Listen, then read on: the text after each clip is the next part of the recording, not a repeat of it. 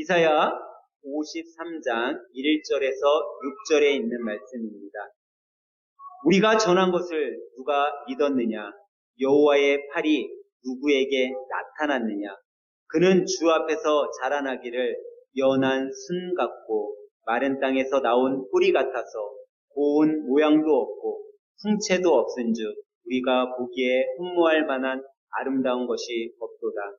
그는 멸시를 받아 사람에게 버림받았으며 강고를 많이 겪었으며 질고를 아는 자라. 마치 사람들이 그에게서 얼굴을 가리는 것 같이 멸시를 당하였고 우리도 그를 귀히 여기지 아니하였도다. 그는 실로 우리의 질고를 지고 우리의 슬픔을 당하였거늘 우리는 생각하기를 그는 징벌을 받아 하나님께 맞으며 고난을 당한다 하였노라. 그가 찔림은 우리의 허물 때문이요 그가 상함은 우리의 죄악 때문이라. 그가 징계를 받음으로 우리는 평화를 누리고 그가 채찍에 맞았으므로 우리는 나음을 받았도다. 우리는 다 양 같아서 그릇 행하여 각기 제 길로 갔거늘 여호와께서는 우리 모두의 죄악을 그에게 담당시키셨도다. 아멘. 할렐루야. 우리 이 오후 시간에는 옆에 분들과 앞에 분들과 인사할 때 이렇게 인사합니다. 집사님, 성도님, 절 아세요 하고 우리 인사하도록 합니다. 옆에 분들 보고 앞에 분들 보고 집사님, 절 아세요? 장로님, 절 아세요? 다들 표정이 옆에 분들에 대해서 별로 잘 모르겠다라는 표정. 이거 뭐 물어봐야 되나? 뭐 그런 표정들인 것 같아요. 여러분이 하늘샘교회에 등록하시고 또 하늘샘교회에 몇 년 또는 몇십 년 동안 여러분들이 신앙생활을 해오시면서 과연 내 옆에 있는 분들, 앞에 있는 분들에 대해 얼마나 알고 계시다고 생각했어요. 그래도 매주 만나고 내가 매주 집사님을 위해 기도하고 성도님들을 위해 기도한다고 하면서 또 매주 그분들하고 통화하고 카톡을 나눈다고 하면서 과연 여러분들은 내 곁에 있는 그분들에 대해서 얼마나 많이 알고 있냐라는. 다들 모르셔요? 그러면 여러분들이 과연 저에 대해서 그래도 우리 교회 목사님인데 내가 그래도 좀 알지. 저에 대해서 여러분들이 과연 얼마나 알고 계십니까? 과연 우리 목사님은 어떤 운동을 좋아하고 과연 우리 목사님은 어떤 색깔을 좋아하고 또 과연 목사님은 뭐 소심하다고 그러는데 정말 혈액형이 A형이 맞나? 근데 여러분 우리 믿는 사람들이 혈액형 그런 거 따지면 안 돼. MBTI 뭐 이런 거 사실 우리 믿는 사람들은 좀 그런 거에서는 좀 자유로워야 돼요. 하나님이 여러분과 저를 소심한 A형으로 만들지 않았어요. A형이라고 해도 소심하지 않아요. B형? B형이라고 해서 성격이 아주 지랄 맞지 않다라는 거예요. 네, 하나님이 그렇게 안 만드셨어요. 그러니까 너무 혈액형 뭐 그런 거에 연연하지 마세요. 근데 그렇다고 또 우리 목사님 정말 소심한 것 같은데 정말 A형 맞나? 여러분들이 과연 나를 안다라고 하면서 과연 목사님 어저께 저녁에는 무슨 반찬을 드셨지? 우리 목사님 무슨 음식을 좋아하지? 얼마나 알고 있냐라. 그래서 내가 어저께 뭘 먹었는지 아시는 분이라면 나에 대해서 그래도 많이 아시는 분일 거예요. 근데 과연 여러분과 제가 얼마나 내 옆에 있는 분들에 대해 알고 있냐라는 거죠. 여러분 나방이 뭔지 알죠? 나방. 나비 말고 나방. 이 나방은요, 깜깜한 어둠이 내리면 뭐를 향해 날아가요? 빛을 향해 날아가요. 근데 이 나방이 빛을 향해 날아가는 이유가 자기의 의지와는 상관이 없어요. 자기가 저 빛을 보고서 나 저 빛으로 날아가야지 하고 날아가는 게 아니에요. 그럼 왜 날아가냐? 그냥 빛에 자기가 그냥 빨려 들어간다. 그러니까 자기 쉽게 얘기하면 내 근육이 나를 빛으로 그냥 내 의지와는 상관없이 빛으로 끌고 가요. 그래서 개발된 게 뭐죠? 나방을 죽이는 빛, 무슨 전기 그걸로 해갖고 나방들 날라오면 죽잖아요. 그런 걸 만들어내요. 그래서 나방이 저 전기 저기 있는 데로 가면은 나는 죽는데 하면서 날아가서 죽는 거지. 근데 이 나방과 여러분과 저의 삶이 참 비슷하다라고. 왜냐하면 여러분과 저는요, 죄 가운데 태어났어요. 우리는 다 죄인이에요. 어떤 누구도 죄에서 자유로울 수 없어요. 우리는 죄를 짓기 싫어하는 마음은 있지만 죄를 향해 날아간다. 수없이 죄를 향해 날아가요. 그거를 우리가 뭐라고 해요? 원죄가 우리 안에 있기 때문에 그 죄성이 여러분과 저 우리 모두를 죄 가운데로 움직이게 하는 거죠. 근데 사람들이 여러분, 예수님을 믿는다고 하는 사람들이 죄 짓고 싶어 할까요? 죄 짓기 싫어할까요? 당연히 죄 짓기 싫어하죠. 죄 짓기 싫어하지만 우리의 죄성이 나를 죄 가운데 자꾸 몰아가는 거예요. 그래서 세상의 어떤 사람도 정말 진정한 크리스찬이라 할지라도 우리가 죄인이 아니라 나는 선인입니다라고 고백할 수 있는, 떳떳하게 자랑하면서 얘기할 수 있는 사람은 단 한 사람도 없는. 그러면 우리가 죄인으로서 그러면 죄 가운데 그냥 살기만 해야 될까요? 아니겠죠. 그 죄를 이겨야 된다라는 거예요. 그 죄를 이기면서 살아가야 되는 거예요. 그런데 우리는요, 죄인이기 때문에 이 죄를 쉽게 이길 수가 없어요. 그래서 우리가 잘 아는 바울 사도, 정말 사도 중에 최고라고 하는 이 바울 사도는 자신의 이런 죄성에 대해 또 우리를 향해서 로마서 7장 14절에 뭐라고 고백하고 있냐면 이렇게 고백하고 있어요. 그런 죄인된 우리를 향해 여러분, 나는 나를, 바울 사도가 자기 자신을, 나는 나를 알다가도 정말 모르겠습니다. 내 마음속으로는 정말 올바른 일을 해야지, 그래 내가 올바른 일을 해야 돼 라고 수없이 다짐하고 말하지만 정작 나는 그렇지 않습니다. 내 안에 나는 선을 행하길 원하는데 내 육신은 선을 행하기는커녕 내가 원하지 않는 악만 행합니다. 선을 행하려고 애를 써도 그렇지 않습니다. 악은 하지 않으려고 애써도 악을 행하게 됩니다. 내 안에 있는 죄성이 내 마음을 다스려 자꾸 죄악된 길로 죄를 행하게 합니다. 내 안에 있는 죄성이 내 안에 있는 선의 마음을 괴롭혀 선한 일을 하지 못하도록 합니다. 여러분, 나는 얼만큼 비참한 처지에 놓인 인간입니까? 이 비참한 처지에 또 이 비참한 죽음 앞에 놓여있는 나를 누가 건져내 주겠습니까? 라고 고백하고 있습니다. 여러분, 바울 사도 같은 분이 이렇게 고백을 하고 있습니다. 이 죄에서 자유롭기가 얼마나 힘들면 내 안의 죄성이 나를 나방이 자기 죽음을 알면서도 전기 빛을 찾아서 그 전기 빛에 타들어가는데도 날아가는 것처럼 우리 역시 우리의 죄로 인해 죽음을 알면서도 선을 행하겠다 그렇게 다짐하면서도 우리는 죄를 향해 날아가고 있지 않은가? 우리가 한번 생각해 봐야 돼요. 예를 들면 우리가 이런 것들이 있죠. 여러분들 전도를 하잖아요. 전도를 할 때 내가 정말 이 사람을 전도하고 싶어서 열심히 전도를 해요. 물질도 사용하고 시간도 사용하고 정말 그 사람을 전도하기 위해서 힘을 썼는데 정작 이 사람은 교회 나올 생각도 없고 예수님 믿을 생각도 없어요. 내가 수많은 돈을 들였어요. 시간을 들였어요. 나중에 무슨 생각이 들어요? 야, 예수님 믿으면 내가 좋냐? 네 구원받으라고 내가 예수님 전도하는 거지. 내가 너한테 목타로 이렇게 물질을 쓰고 시간을 쓰고 내가 나한테 무슨 유익이 있다고? 안 믿으면 너 손해지 하는 마음이 들 때가 있어요. 또 때로는 교회 와서 목사님의 설교를 듣고 야, 내가 정말 오늘서부터는 정말 말씀 가운데 기도 가운데 살아야지 하고 집에 가서 뭐예요?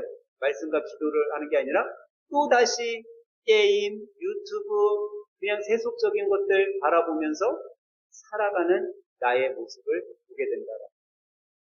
그 모습이 나방이 불을 향해 자기가 원하지도 않는 곳을 향해 날아가는 우리의 모습이 아닌가 우리는 되짚어 봐야 된다.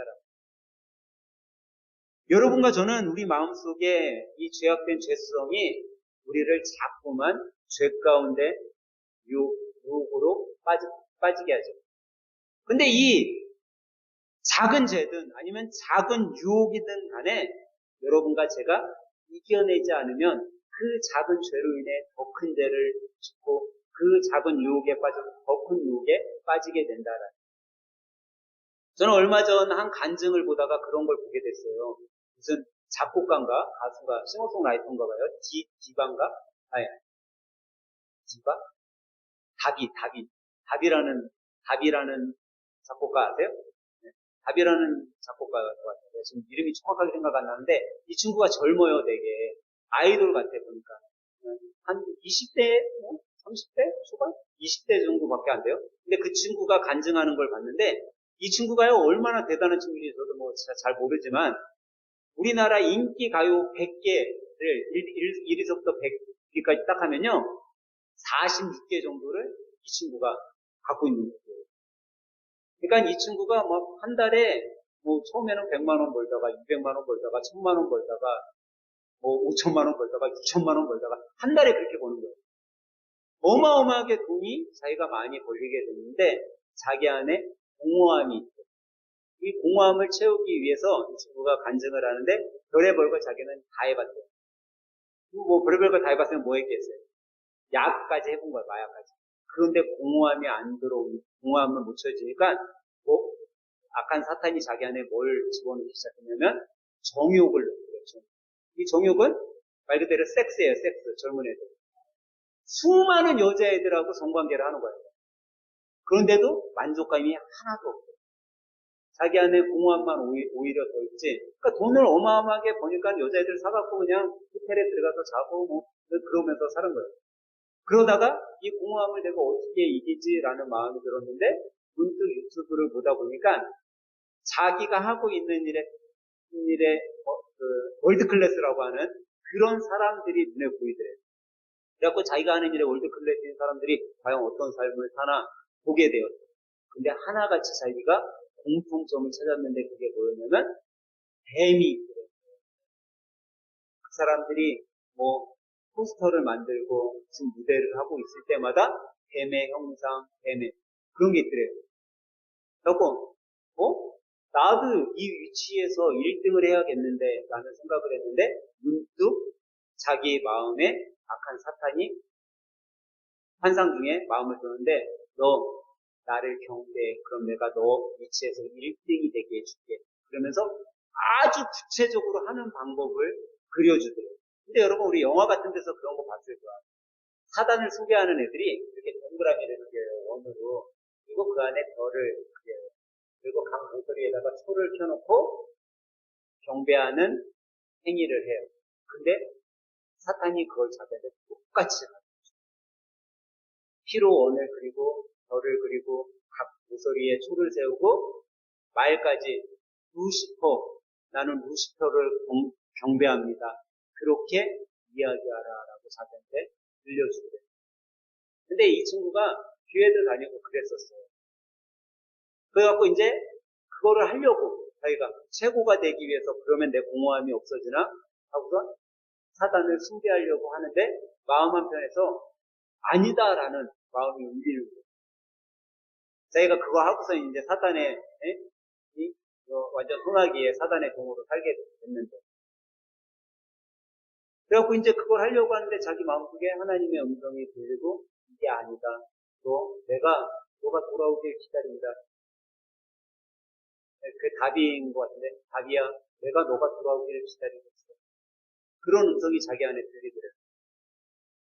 그러고선 이 친구가 다시 주님 앞에 나오게 됐어요. 그 나오게 되니까 그게 다 사단이 자기를 지금까지 어느 정도 자기가 높은 위치에 갔을 때 자기를 유혹하는 방법을 다 알고 접근했었다라는 것을 알게 되었다라는 거예요. 그리고 진정 예수님을 만나고 하나님의 말씀이 자기 안에 들어오니까 사단이 그제서야 자기를 떠나가더래요. 그래서 지금은 약도 끊고 지금은 수많은 여성들과의 관계에 있었던 것도 다 무의미한 걸 깨닫고 그런 삶을 이제 다시 자기가 크리스찬으로서 정말 아름다운 삶을 살게 되었다라고 나와서 간증을 하고 있더라고요. 근데 여러분, 우리는요, 이 친구도 처음에는 자기 공허함을 채우기 위해서 작은 유혹부터 시작을 했어요. 근데 나중에 가서는 어마어마한 큰 유혹에 빠진 거죠. 우리는 쉽게 이렇게 알 수도 있어요. 독담에 무슨 도둑이 무슨 도둑이에요? 바늘 도둑이 소도둑. 여러분, 사단은요, 우리를 유혹할 때 아주 작은 것으로 유혹을 해요. 이거는 아무것도 아니니까 나도 해도 될 거야. 세상 사람들 다 하는데, 나도 세상에 속해 있는데 이 정도 못해? 충분히 해도 돼. 사단은 그렇게 들어오는 거예요. 근데 우리가 그 죄를 하나, 둘 짓기 시작하면 우리가 뭐가 돼요? 바늘 도둑이 소도둑이 되는 것처럼 아주 작은 죄를 짓던 인간이 큰 죄를 지었고 주님과 단절된 삶, 주님과 떨어진 삶을 살게 됩니다. 우리 오전에 집사님이 기도할 때 그랬잖아요. 다른 거 우리는 다 필요 없는 거예요. 주님 안에 붙어 있기만 하면 되는 거예요. 여러분들이 잘 사는 것, 여러분들이 똑똑한 것, 여러분들이 뭐 잘난 것 다 필요 없어요.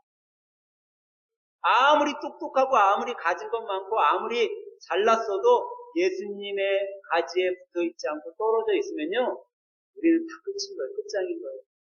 근데 여러분 아무것도 가진 거 없어도 내가 주님과 붙어 있기만 하면 여러분 우리는요 다 가진 거예요. 우리는 다 산자들이에요. 오늘 그것을 어떻게 보면 바울 사도는 로마서에 그렇게 고백했었던 거고, 우리가 왜 주님과 살아갈 때 그것이 어떻게 보면 세상 사람들은 정말 미련하다, 비난할지 모르지만 그것이 우리의 인생에 있어서 가장 기쁘고 행복한 것임을 오늘 말씀은 깨닫게 해주는 거죠. 여러분, 오늘 말씀 4절은 이렇게 시작해요. 그는 실로. 여기서 그가 누구예요? 예수 그리스도. 그리고 5절에 가서 뭐라고 얘기하고 있어요? 그가 찔림은 우리의 허물 때문이요 그가 상함은 우리의 죄악 때문이라. 그가 징계를 받음으로 우리가 평화를 누리고 그가 채찍에 맞음으로 우리는 나음을 받았도다. 우리의 허물 때문에 그가 뭘 당했다고요? 예수 그리스도가? 우리의 허물 때문에 찔림을 당했대요. 우리의 죄악 때문에 예수님이 뭘 당했어요? 상함을 당했어요. 우리를 낫게 하기 위해서 예수님이 뭘 당했어요? 채찍에 맞았어요. 여러분, 대가를 치르면요 그걸로 끝인 거예요. 현주 집사님이 나한테 10억을 빌려갔어. 근데 장로님이 어느 날 몰래 와갖고 저한테 목사님 이자까지입니다. 그러고 11억을 주고 갔어. 몰래? 그러면은 내가 11억 받았잖아요. 그래서 그 다음날 가서 현주 집사님 빨리 10억 갚아. 10억 갚아. 그럴 수 있어요? 있어요, 없어요? 없는 거야. 왜? 받았잖아, 이미. 이자까지 그거 받았잖아. 못하는 거예요. 왜? 대가를 치러줬기 때문에. 주님께서 여러분과 저의 대가를 이미 다 치러주셨어요. 그러니까 우리는 대가에 대한 거 아무것도 필요 없는 거예요. 그냥 그 대가를 치른 분께 붙어 있기만 하면 돼요. 근데 왜 주님께서 여러분과 저의 대가를 치러주셨을까요? 그것은 주님이 나를 가장 잘 아시기 때문에. 내가 아무리 우리 경희 집사님을 잘한다라고 동네 방네 떠들며 다닌다 할지라도 저는요 우리 경희 집사님이 어떤 음식을 제일 좋아하는지조차도 난 오늘 우리 경희 집사님이 자기네 애들 빼놓고 딴 애들은 싫어한다는 거 오늘 처음 알았어요. 나는 모든 애들을 다 좋아하는 줄 알았어요. 왜냐하면 경희 집사님은 자기네 애들뿐만 아니라 다른 애들하고 얼마나 잘 놀아주는지 몰라요.